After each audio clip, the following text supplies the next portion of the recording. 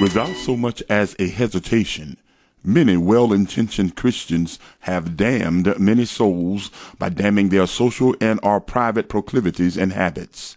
Many Christians are equating the pseudo-morals of a phony Puritan-type Christianity with the moral sins that the Lord prohibits and forbids. They accuse every visitor to a nightclub of being a sinner without knowing their heart or their relationship with Christ. They accuse every partaker of an alcoholic beverage of being a sinner or a drunkard without knowing their tolerance for alcohol or the purpose or use for indulging, although it is really none of their business.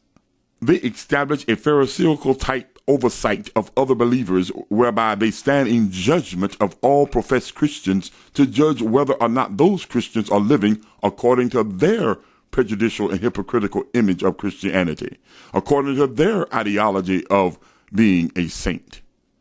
They don't even realize that they have opened themselves up to be judged by God with the same veracity with which they judge others.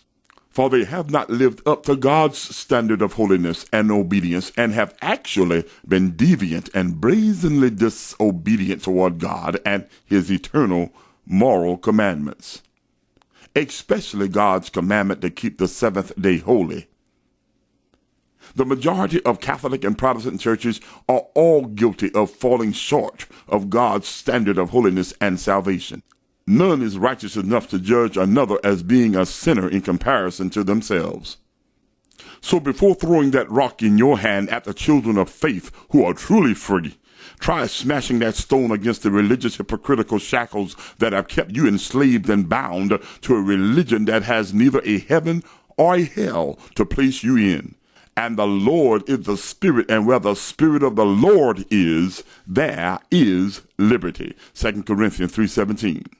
And 1 Corinthians 2:15 says, the person with the Spirit makes judgments about all things, but such a person is not subject to merely human judgments.